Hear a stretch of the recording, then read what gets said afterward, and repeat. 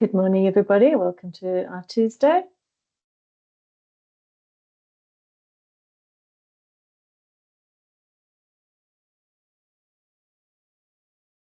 just going to wait for a few more people to join, and then we'll start our Tuesday at 10 o'clock.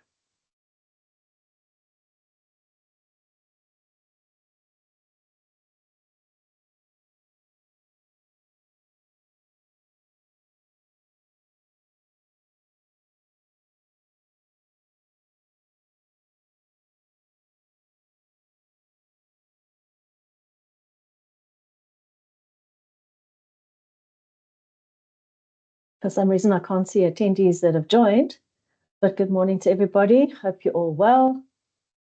Hope financial year end and July renewals aren't killing you, and hope that you get through the next week.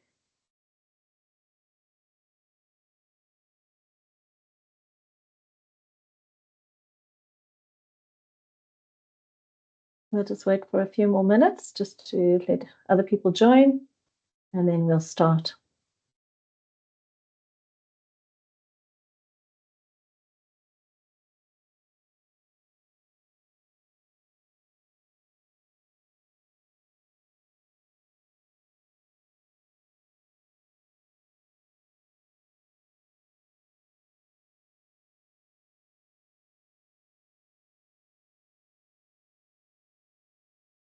I don't know if anybody else feels the same way as me, but I just cannot believe that next week is July.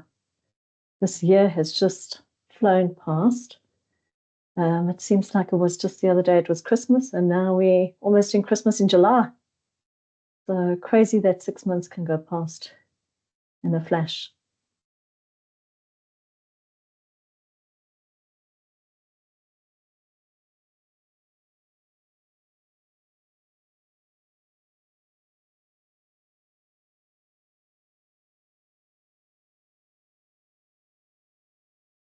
Morning, Eric.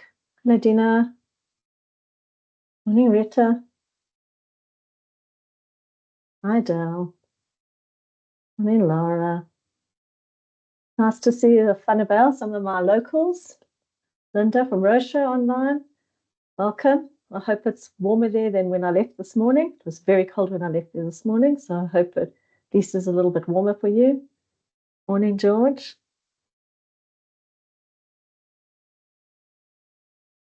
Could I please ask that as we go along, we put any questions that you have into the chat, and we will into the Q&A, and we will answer them, get to them at the end of the session.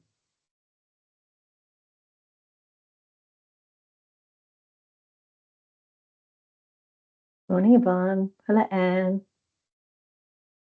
Morning, Marlene. Hi, Pamela. So while we're waiting, give it another minute or two. Where are you guys dialing in from? What's the weather like? Is it nice and warm? I spoke to the Durban team yesterday. It was lovely down there while we were freezing up in Joburg. So what's the weather like?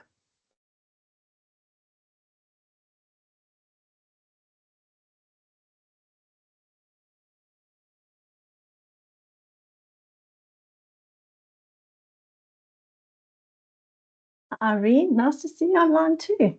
The time does fly, absolutely. Okay, so I think we have a nice amount of people online. So I'm going to open up the iTOOsday. So good morning, everybody. My name is Shelley Howell. I am the product head of environmental liability at iTOO, and welcome to our last iTOOsday for June. As I said, crazy times. The time is just flying by. I don't know if you guys see it as much as I do, but I sit from the river. The sunsets move from one side of the river to the other side of the river, then you know it's winter and summer. So yeah.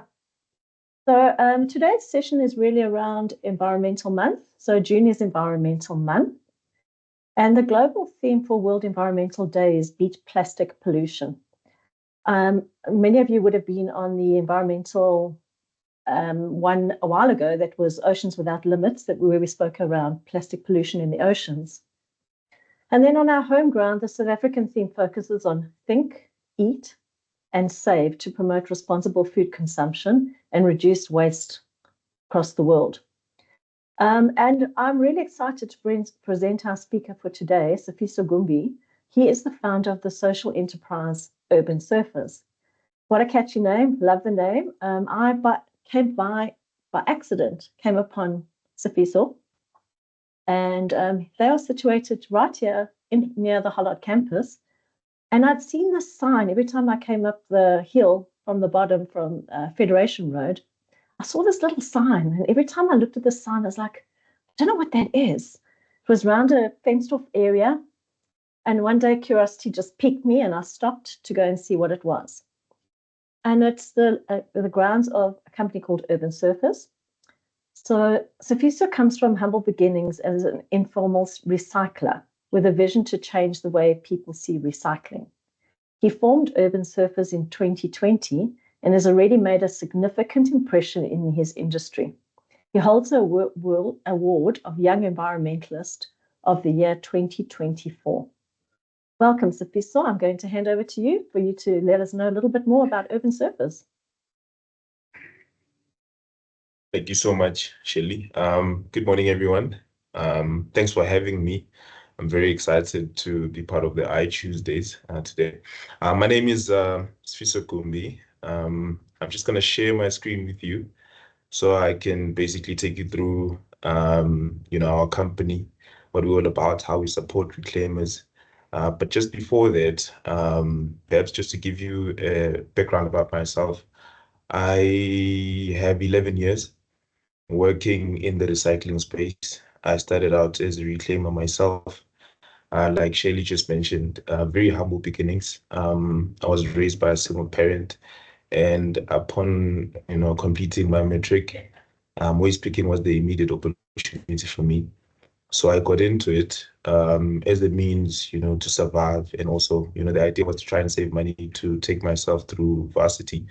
And then I saw that there was a bigger opportunity at hand. And, I started out, from collecting scraps. And then from collecting scraps, I realized that you could also, collect plastics and paper.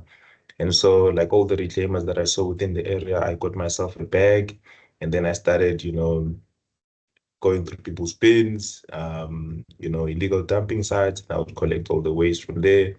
And then I will take it to the nearest buyback center. And so I saw that, okay, there was a path of growth, within this.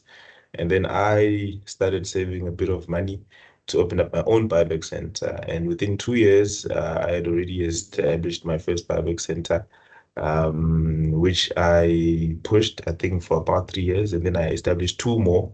I found a partner in Durban, and we opened two additional buyback centers until almost the lockdown in 2019.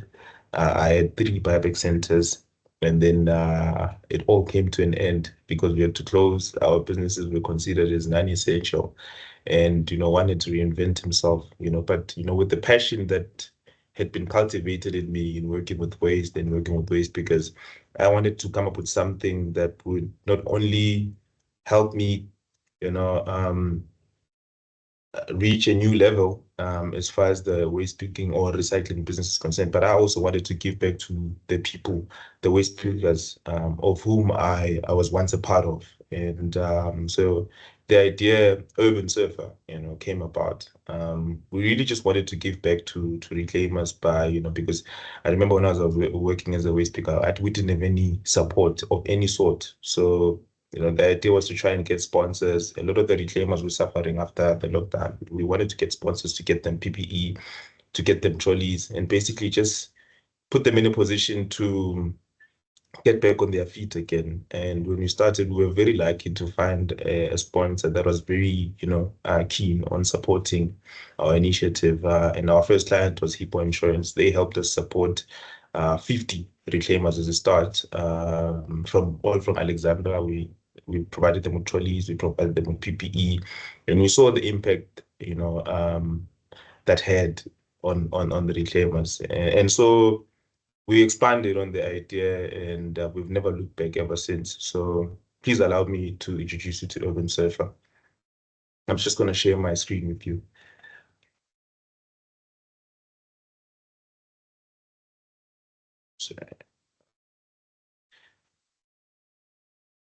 Let me know if you can see it.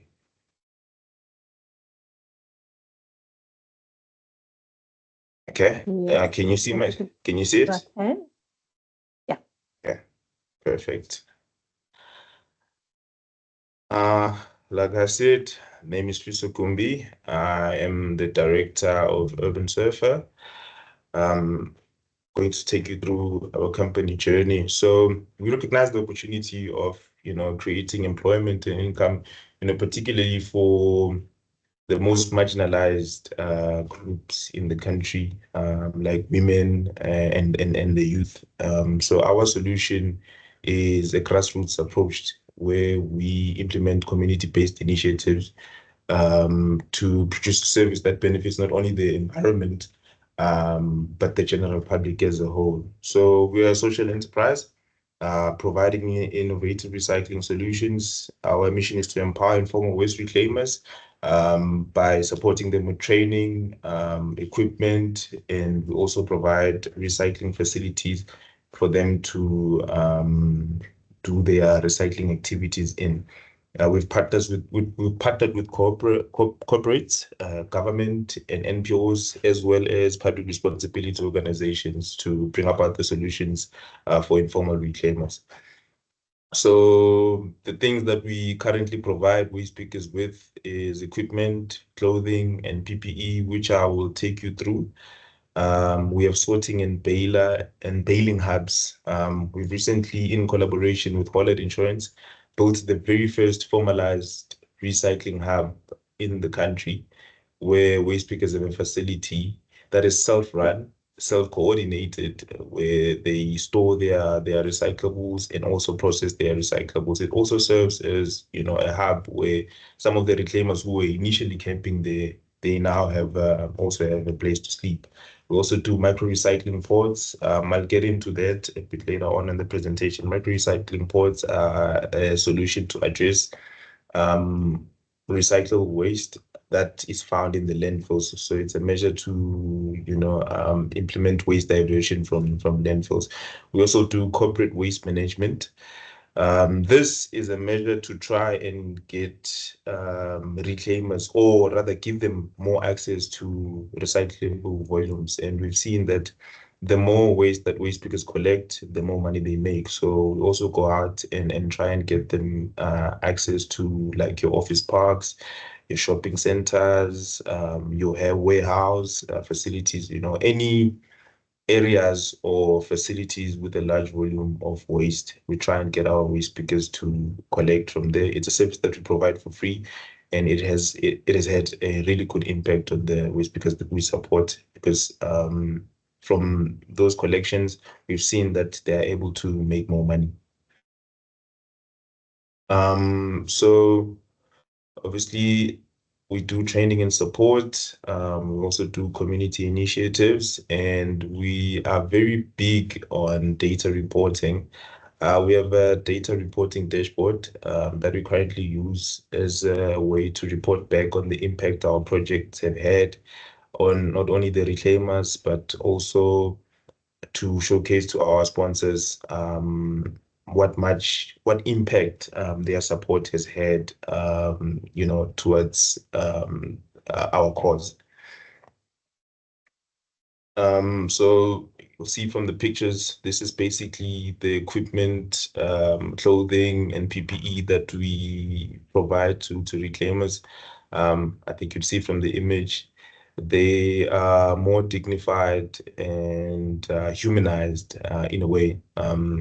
The trolleys are quite the talk of the town, because I mean a lot of people find them cool, so we try and create like small number plates on the trolleys so that the public can relate to them, and it's sort of like a way to get people to engage with really gamers, because not all of them is appealing as you see here on the picture. So this is basically our sorting and solar baling hubs. We have one currently, like I mentioned, in Parktown in collaboration with Holland. So the site basically was an informal recycling camps. There were 8 gentlemen that were camping there in the open and without any support or whatsoever. And then Pollard approached us to provide a solution, and we rehabilitated the space and we built them a recycling hub like the one you can see on the image. I'll just get on to the point of micro recycling pods. So micro recycling pods, it's a mini material recovery facility container that we install in the landfills. So what it does is it processes all the plastic waste. It washes it into flakes, and then we sell it off to to the recycling plastic market.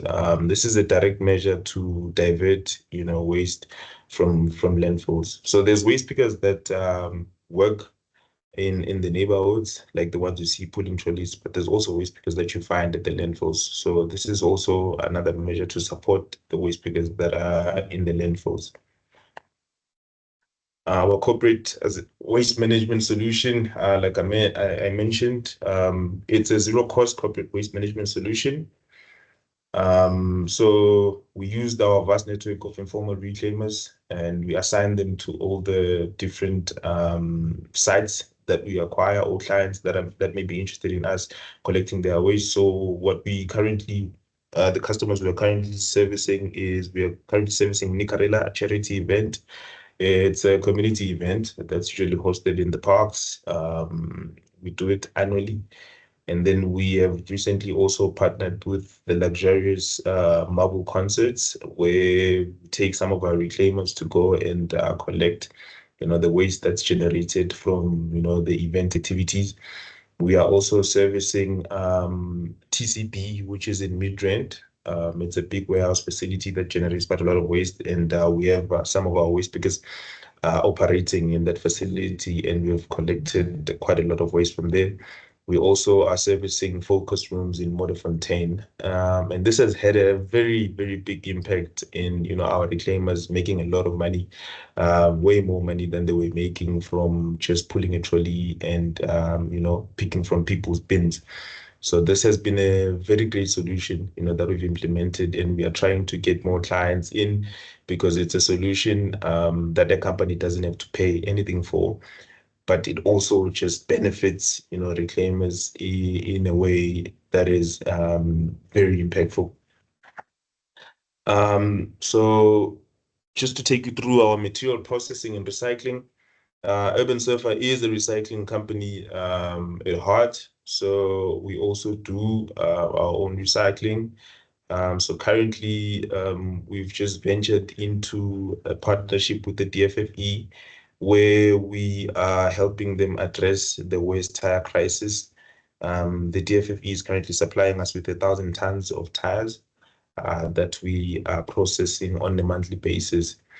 We were operating from Durban on this project, but we've now moved operations to the West Rand, where we've also partnered with the Rand City local municipality.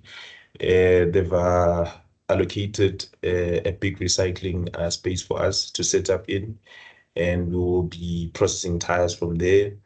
We look to create at least 15 new green jobs from that project alone. And then we have another facility in Tembisa that does recycling, mostly paper, plastic, and aluminum cans. Those are largely the activities in Tembisa. The facility in Tembisa, it supports 12 ladies who are all operating within that facility. And then the facility in Parktown is fully run on solar. The guys there are mostly recycling plastic and paper. They are operating on an H8 solar baler, a vertical baler, and we launched it last year in May. And since then, the gentlemen at the site have processed over 100 tons of waste. We also do training and community outreach. We understand that recycling and waste management is a topic that everyone isn't so clued up on. So we try and spread the message and get the public to understand the work that waste pickers do, and their impact on the environment. We also train our waste pickers on, financial skills, on how to handle hazardous material, and on how to grow themselves as, entrepreneurs, in their own right. Also do community initiatives. We also try and get our reclaimers to give back, so that the community appreciates them, and that our sponsors, get appreciated for the support that they give us. Like here on the picture, we did an initiative with Hippo where we cleaned up William Nicole, just as a way to give back from the support we receive from them. We do river cleanups as well, and then we also do like parks cleanups and other, illegal dump cleanups within the communities. So our project data reporting, we currently have a project data reporting dashboard for our sponsors, mainly Hollard and Polyco. So the data you'll find on our project reporting would be the trolleys themselves, how far they've traveled. Each trolley that we give to the reclaimers, particularly the ones in Parktown, all of the trolleys have a tracking device installed on them, and it is tracked on a daily basis, and we report back on that data to show us the patterns of the reclaimers, which areas they collect, which areas they collect the most from, the distance that they travel between, which buyback centers they take their waste to. We also record all the recyclable volumes that they bring into the facility, and all the grades that they bring into the facility. We also report back on any media interest we may receive. We've been featured on quite a lot of media articles. And then we also have a photo gallery, for some of the moments the guys have at the camp. This is just an example of all the media articles we've been on since we started. There's been quite a lot. We are even currently working on a documentary that is centered around waste pickers. Just a few of the awards that we've won over the years. We've won the Ecological Awards for Eco Innovation in 2023, and we've also won it in 2024. We were recognized at the Youth Owned Brands Awards in 2024. We were one of the finalists. And then last year we won the South African Youth Awards, and I was recognized as the Young Environmentalist of the Year. These are the partners that we've worked with along the years. We currently have an MOU with the City of Johannesburg under economic development. We're working with Fiber Circle, which is a public responsibility organization. We're also working with Pollard, like I mentioned. They are one of our main sponsors in the recycling hub we have in Parktown.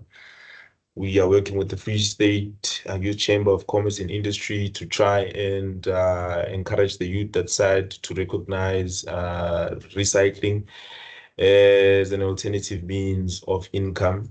We're also working with Polyco, and through our partnership with Polyco, we've managed to supply 450 reclaimers across the country with collection trolleys, PPE, and training. We're also working with the SAP Foundation. We are building an incentive app that basically incentivizes waste pickers for the volumes that they bring in class. It's basically an app that incentivizes waste pickers for all the class recyclables that they bring in. And also we are working with Pick and Pay, who is supporting us in setting up our second facility, which will be in the West Rand. Just some testimonials here. I'm CEO of Tillershire Investment. It was Brady Duchenne, one of the first people that supported us. Director of Waste Management, Palisa Matibeli. We've worked very closely and the city of Johannesburg, and Stefan Burrows, who was the former head of sustainability at Pick and Pay. Those are all our references. Thank you so much. That was really the whole story behind Urban Surfer. We are open to collaborating with anyone that is interested in our cause. Thank you so much. What an awesome presentation. And as you can see, I mean, I think you should be very, very proud to be Young Environmentalist of the Year. It's a great thing that you've been doing. Your footprint is going very, very well. I see you do have quite a number of large players in that industry. But I just wanted to find out from you, I mean, what are the smaller things that an individual can do to assist you? As a community, how can private residents assist? It's really simple. Like I mentioned, the more waste that our reclaimers collect, the more money they make. So the first thing I would ask is for the community to just pull in at our facility, bring us your recyclables. The guys would love it. We would be happy to receive your recyclables. And what makes your Urban Surfer recyclers any different to an informal recycler on the road? Do you have different practices in place? Do you put risk management in place? Do you understand their needs? Is it a very different environment? I would say there is no real distinction between our reclaimers and all the other general reclaimers. The only difference is that the guys that are currently in our database are supported, and I think the same should be extended for all the other reclaimers because they are also just as deserving. There's only two of us at Urban Surfer. It's myself and John Coleman, and we've only been able to do what we can do in our own capacity, and we feel like we need more partners, we need more sponsors in order to make the solution accessible for all the reclaimers in the country, because it's not just our reclaimers that are bringing the volumes. It's all the reclaimers in the country as a collective that are making a difference in the environment. Mind you, reclaimers are the main volume drivers in recycling. Without reclaimers, there is no recycling. And reclaimers are the sole. Yeah, they are the sole reason why we haven't run out of landfill space. They are delaying that process. So I feel like they need more support, even if it's not through us. But I think there's a lot that could be done. So yeah, to go back to your question, no, there isn't really much of a difference. Waste pickers are waste pickers. It's just that when we support, we have a vetting process as we should, because there's certain requirements from certain sponsors, and that's where we really step in. Okay, great. When we were crossing over there, what was one of my concerns is around waste management and the landfill sites, because we are going to run out of place in landfill sites. So making sure that we recycle as much as we possibly can goes a long way to assisting with this. Absolutely. I wanted to just also find out from you, how much waste do you collect in an average month? Say maybe from your Parktown depot, because I know that's only plastic and papers, if I'm not mistaken, hey? Yes. There's real-time data that I could show to you. But we are now sitting from last year, May, we're now sitting on 102,000 kilograms. And that's just 8 guys. That's fantastic. So you can divide that across 12 months. So on average, each guy collects about 315 kg or 150 kg minimum. And what's the maximum that can go on one of their trolleys? 350. 350. Okay. Yeah, right. 350. Unless if more, it gets too heavy. And how do you separate your recycling? It's really simple. I've seen a lot of people, especially in corporate settings. You usually have three bins. There's like wet waste, and then there's cans, and then there's no need for all of that. Just separate your dry waste from your wet waste. That's it. It's really that simple. It's really that simple. And it also addresses the issue that most people have with waste pickers. They always say, but waste pickers make a mess. They will make a mess because, I mean, firstly, they have to compete with the municipal compactor truck that collects your bin. So he has to get there before the truck, and then he has to rush through your bin. But I mean, if you're separating your dry waste from your wet waste, and then the waste will just come in and collect the dry, put it in his trolley, and off he goes. No mess there. So, I mean, your dry waste is your bottles, it's your plastic, it's your cardboard. These are all recyclable material. And then your wet waste would be your organics, your sanitary waste. So that's not recyclable. But 80%, I would say, I mean, of the waste, of the packaging waste is recyclable. Is it necessary when we are separating them to actually wash out, like a milk container? Should we be washing that out before we leave it outside for you?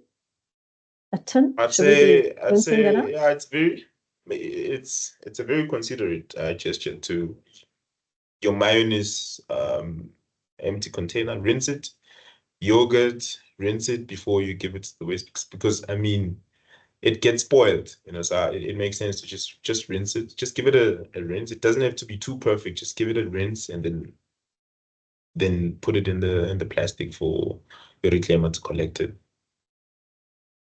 There's a question. In your day-to-day operation, how are urban surfer trolleys different from the regular ones we see on the street? Well, I'd say firstly, ours are cooler and they are Absolutely. safer. Yes. And we manage them. So when we give a reclaimer a trolley, it's not just a once-off relationship. We actually, because I mean, some of them we put trackers in. So if it breaks down, we come and fix it. If it gets stolen, and they do get stolen quite a lot, so we track Really? it and we retrieve it. Yes, we had a lot of trolleys stolen on our first project with people. So um, one of the trolleys we had to go and retrieve in Limpopo. So it went all the way from Alex to Limpopo. The other unit, we found it on a bus going to Zimbabwe, and we had to intercept it and retrieve the trolley. So yeah, you'd be surprised at the stories we have with those track trolleys. Yeah, but yeah, our trolleys we found that they're far more efficient. I mean, we've worked with waste picking organizations like South African Waste Pickers Association, SA We Can Do It, Arrow, and they've all taken a good liking to our trolley. So they mostly use our trolleys. What's the average time that a trolley can be used for? 2 Its years. lifespan? 2 years. Yeah, 2 years. And what is the average price if you wanted to sponsor a trolley? 7.5. 7,500. So that's for a 2-year initiative. So you sponsor for 2 years. I think that's flipping fantastic. I want to see anybody out there being able to put a sponsorship billboard up for 7,500 Rand for 2 years. So come on, brokers, let's see who's going to be the first one to sponsor the Urban Surfer trolley. So yeah, I'm very excited to see that.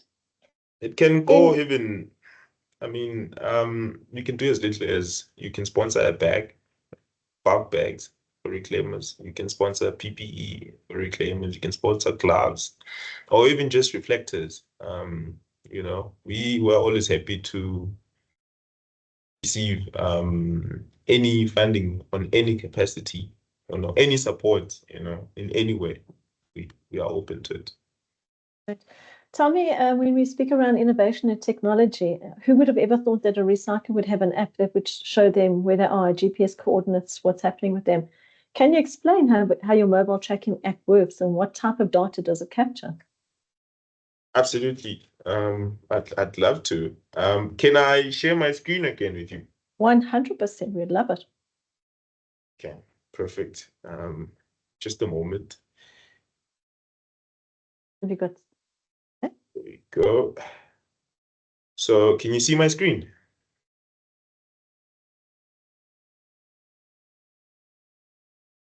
Yes.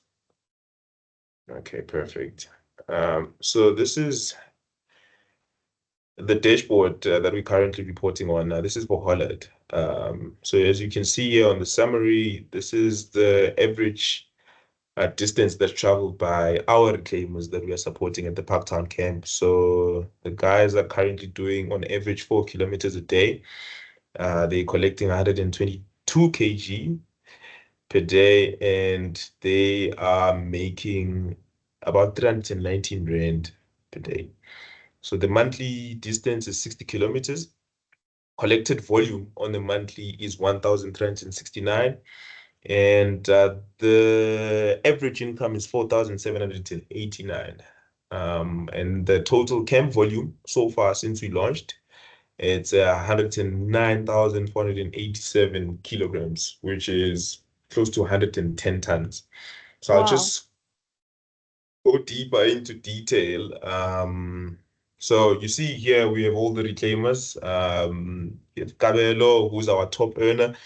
You see he's making quite a lot more than the guys, because I mean he applies a different strategy. So he's making 6,650 rand on average, and then right behind him is Herman, who's making 6,190, and then there's David and all the other guys. So the material that's collected the most is plastic and paper. Paper being K4. K4 is your cardboard, and then HL1 it's your office paper, and then obviously you have your flat news. But you will see here on paper we have more K4 that's collected and more office paper that's collected. And so far the guys have collected over 62 tons of cardboard, and the revenue from this was 104,000. That's money that has went directly to their pockets. And we go to the plastics. Now you'll see with plastic, the money is a bit high, but the kilograms are quite low. It's because plastic, it weighs less. But plastic grades like PET, which is your Coca-Cola bottle containers, your HD, which is your milk containers. So it pays the most. PET pays the most. It's about 8.50 per kilo. And they've only collected 11 tons. If you compare that to the 62 tons of K4, it's 104,000, but 11 tons, it's 75,000. It's far less in volume, but way more in value. So this is the type of data that we collect from the guys. And then another interesting detail you'll see when we go down to metal, aluminum cans, they've only collected just about a ton, but they've made 22,000. So that's where the Off of money that. sits. That's where the money sits. That's why you wouldn't find, it's very difficult right now. I think anyone should just pay attention to it. It's very difficult to find a can on the ground anymore. Yeah, we It's see very lots of difficult. plastic, lots of paper, but no cans. No cans. You will never, because that's money right there. So everyone is, collecting the cans. So that's the data that we have. We have all the volumes, we have the kilometers, and we have the figures in terms of the money that goes directly into the waste pickers' pockets, like I mentioned. And then we have media. So whenever, like, let's say maybe we get some media coverage from the presentation on this wonderful session, we will then include it here on our media dashboard. And then here is the gallery. Just wanted to show you some before and after pictures of the camp, but it seems my Wi-Fi is a bit slow here. So perhaps I'll get back to it maybe later. I wanted to chat to you while you're talking about the camp. So when the impression from a normal South African out there is that a recycler sleeps on the street and he's on the street 7 days a week. The stories that you've told me Yes. is your gents that are in the Parktown area that sit in your recycling hub there. They actually go home on weekends. They have homes that they go to on weekends and they only stay here during the week because it's just more viable for them to be in this area and collect during the week. Is that true?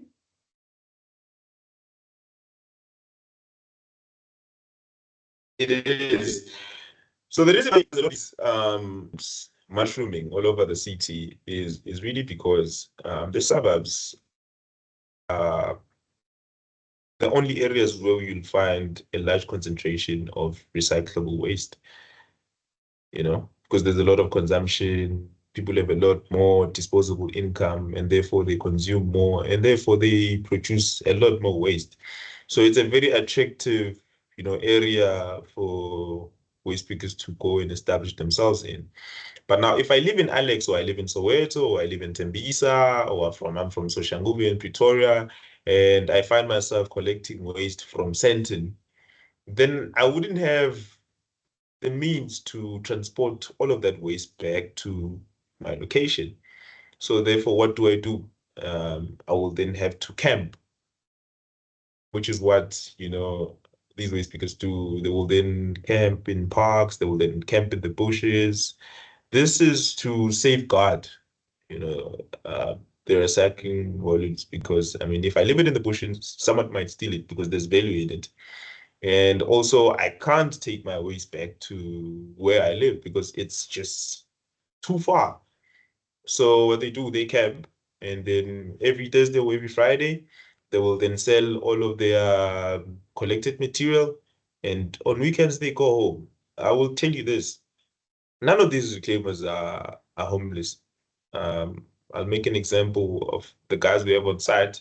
We have Masiza, our eldest reclaimer there. He's due to retire this year. He has kids in the Eastern Cape. He has a wife that lives in Soweto. He goes there almost every weekend. We have Peter also, who has a family in Alex. We have Kabelo, who is originally from Orange Farm. There's Tebuho, who's from Lenasia. He goes there every weekend. And in December, what the guys do, what we saw last year, is that they took turns going home. So two would go home, and then there'd be some of them let over, and then when they come back, and then the others will go home. That's how they set things up for the December holidays. So these people are they have families, they have stories, just like us. Uh, None of them are homeless. I can guarantee you. If you see a reclaimer, especially the ones that are putting a trolley, the ones you see maybe wearing balaclavas, those are true reclaimers with big stories, very interesting stories behind them. They're not just homeless vagrants, they're just people who saw a means to an end, and they went into reclaiming, and they've found comfort into it, and they're very happy to use it as a way to support themselves and their families. It's only unfortunate that it's an occupation that isn't supported as much, because I feel like there's a big opportunity. There's a huge potential for the government to step in and treat waste picking as an occupation like any other, or as a business like any other. There should be some funding for reclaimers. There should be more training or some form of support, because I mean, all the waste picker needs is a place to operate in, where they can go out and collect their waste, come back, store it, lock up like any business, go home, come back in the next morning. It's a system that could work. Um, I think the picture that I'm showing you is the guys. Sorry. Yeah, carry on. The guys are growing their own food. Even we were very surprised to see that they are very good with their hands. So they grow their own food on site. So on the picture here, we were just hosting the city of Johannesburg, and we're taking them through the garden. The guys keep the area very clean also. They take care of the trolleys. I mean, anyone can visit there, even now.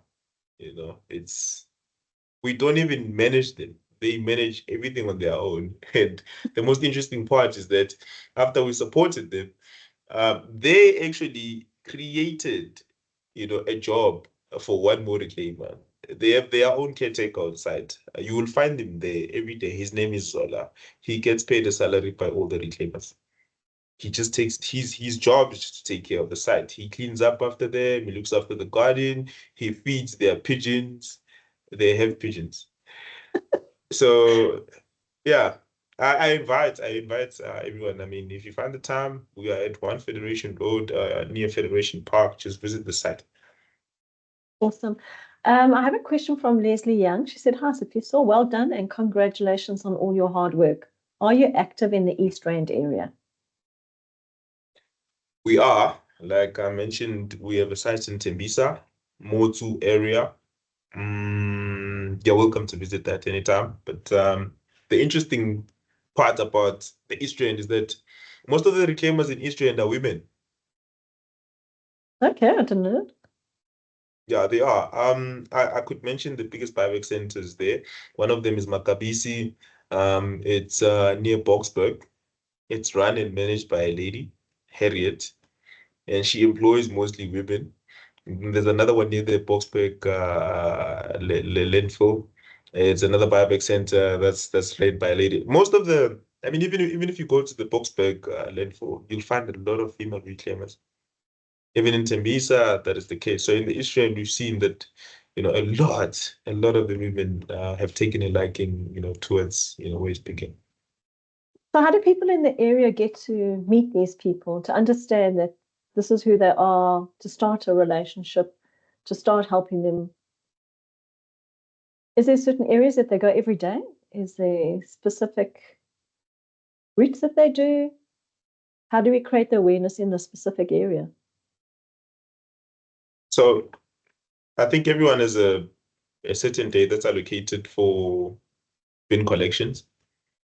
So I think the task here is to really pay attention to the reclaimers in your area, because there's definitely one in your area.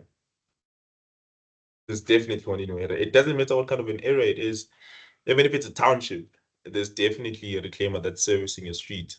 Pay attention to who it is. Start the conversation. Get to know them,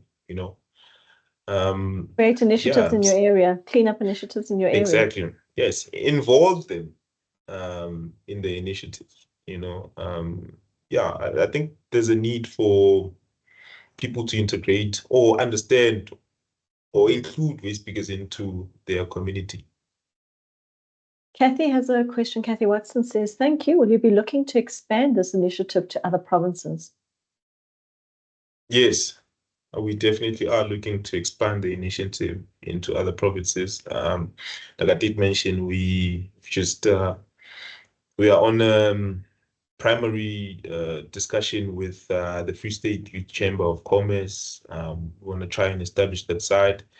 But also, we've just established a partnership with the first municipality. We haven't worked with government before, but we've since decided to go that route because we found that in order for us to build more of these recycling hubs, we're going to need access to land. So we started to engage more with municipalities, and we were very fortunate that the Rando City local municipality was willing to come in as a partner, although it's non-financial support. But we are very happy with that because we have the sponsors to set up. So we will partner with them. We're going to be running a pilot in that municipality to support 350 reclaimers. We will be training 10 waste pickers in each ward. There's 35 wards in the Randwe City local municipality.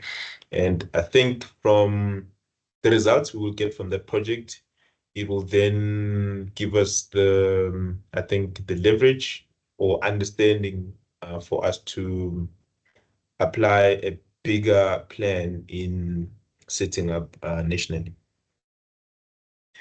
And Jonas says, "An inspirational story and achievements well done.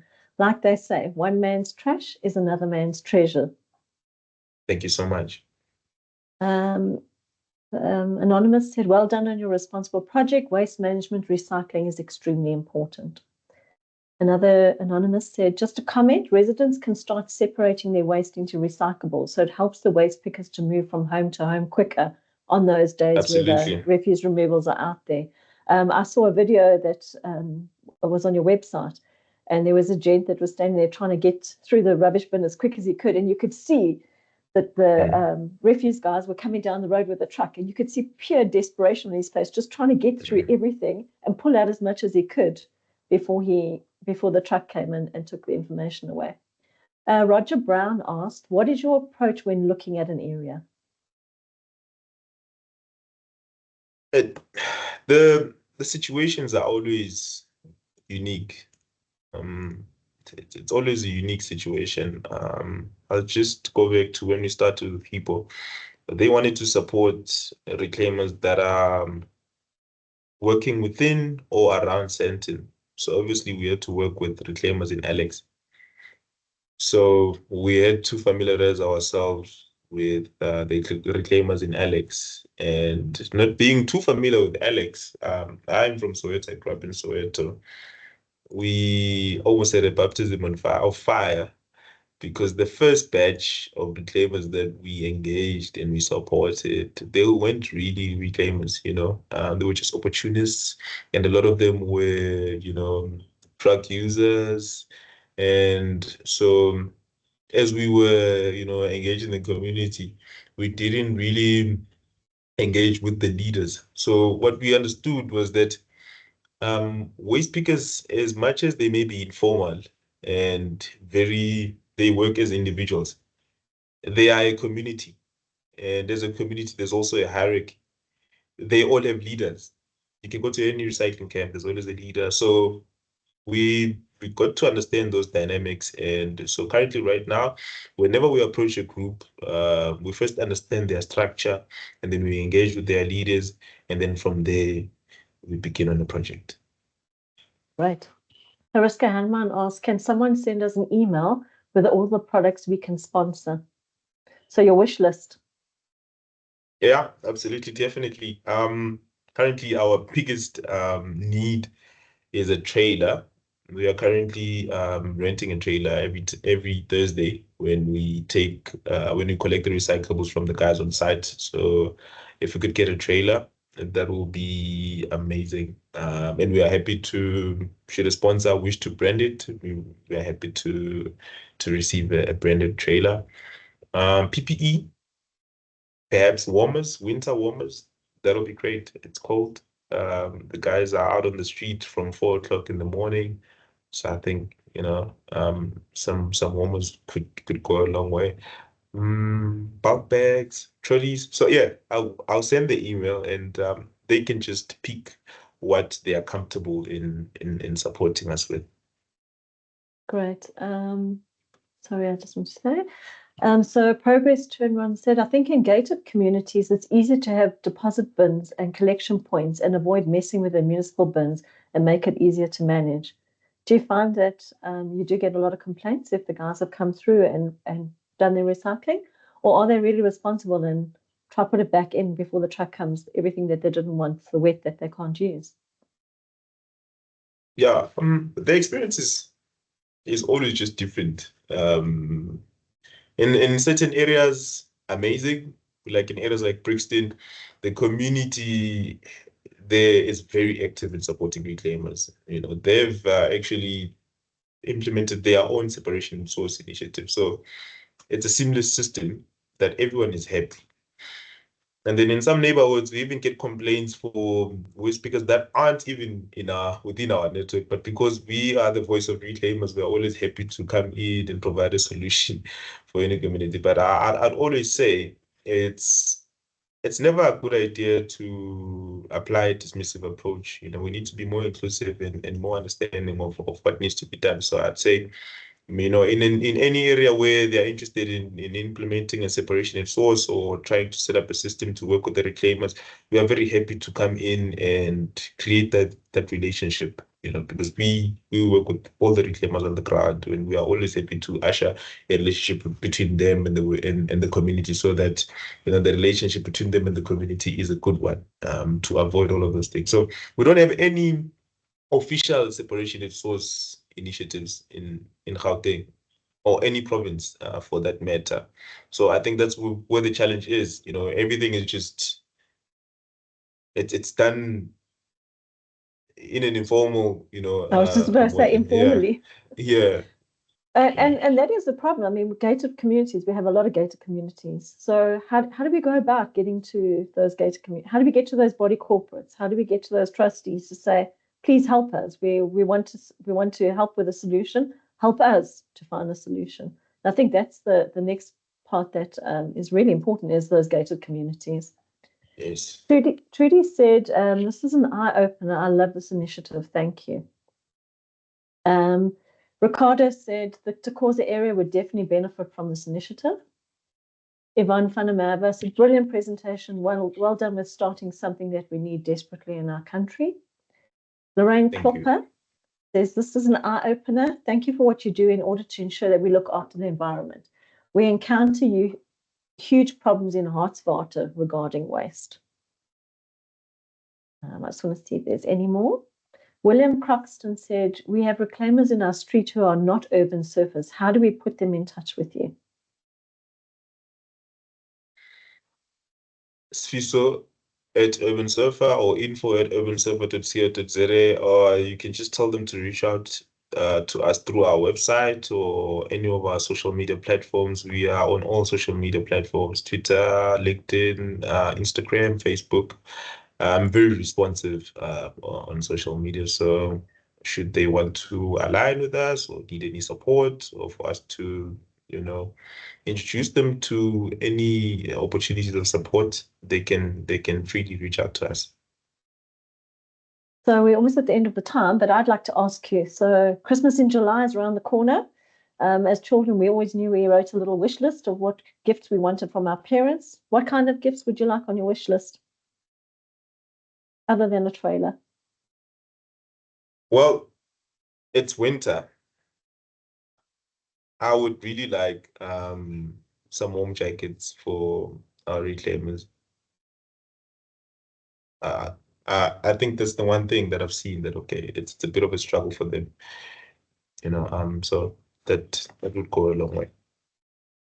Fuel. I know that fuel. I know that currently you have your logistics guy, William, that does a lot of the stuff. And I know that currently, I think it's John's Fortuna that you're using to transport the stuff up and down with a rented trailer. It is. So anybody out there that has any contacts that could help to sponsor you, it would be lovely. I think that'll be a great thing. Fuel, I think, would be lovely. I know in one of the conversations that you and I had recently was around group personal accident for your staff. Yes. So a big ask that I would say is like a very big ask is that, okay, we struggle with transportation, waste management or recycling as a whole. It's a logistics game. So if you don't have your logistics in order, if you don't have the proper transportation in order, then you can't effectively and efficiently collect all the volumes. So we are in desperate need of a trailer or a truck. The big ask is a truck. If we could get a sponsor for a truck, that would be amazing. That would be really amazing, and we would document the results from that, like we currently are with our data reporting dashboard. Right. So I think a lot of the people that have had questions and answers or comments is thank you for an informative and inspiring presentation. A lot of them have asked, can you give them some more information in their area, who the informal recyclers are? So can we try to see if we can put a list together just to see, like the head of those you talk about, there's always a team leader or a leader in that area. Can we try to look at something like that and also put a wish list together? And then everyone that's on this call, we can send it out to after the presentation with your contact details and everything.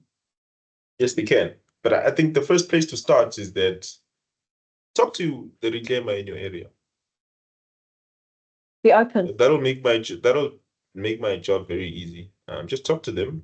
Okay, who are you? Where are you camping? We'd like to support you. We'll do it through this organization, right? organize yourself, call this person, and then they can call me, and then I will happily facilitate everything. But I mean, the first place to start is talk to the reclaimer in your area.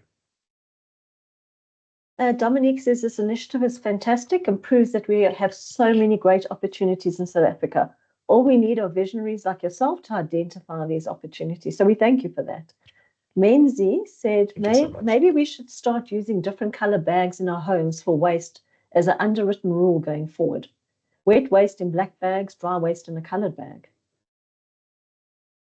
It's definitely a solution that could work. This can get the necessary waste quicker so that they're not having to dig through the dustbin as the guy's coming down the road. And they're getting to get to more areas, and they're becoming more visible in the areas. Absolutely. And also they don't have to go through all the other contaminants and expose themselves, to all kinds of illnesses. So I think in closing, I think the question I'd like to ask, if you could show the world one thing from a waste picker's perspective, what would it be? We all need a little support. I'm a product of a little support. I started out as a waste picker, but I was lucky to have people that saw, potential in me. And with the little that I received, the little recognition that I received, I was able to catapult myself in the position that I am today. I feel like there's 100 other or 100,000 other FISOs out there. They just need a chance. So everyone deserves a fighting chance. And I think waste picking is one industry that has been ignored for so long. And I'm just trying to spread the message in order for people to see, the potential that lies in it and what could be achieved with just a bit of support. So I'd say let's give waste pickers a chance.